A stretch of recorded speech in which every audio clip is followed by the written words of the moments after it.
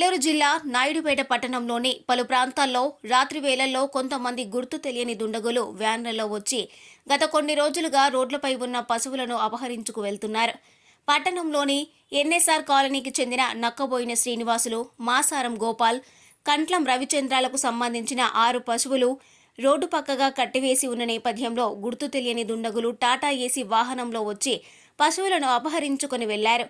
ఉదయం వచ్చి చూడగా పశువులు లేకపోవడంతో చుట్టుపక్కల గాలించారు.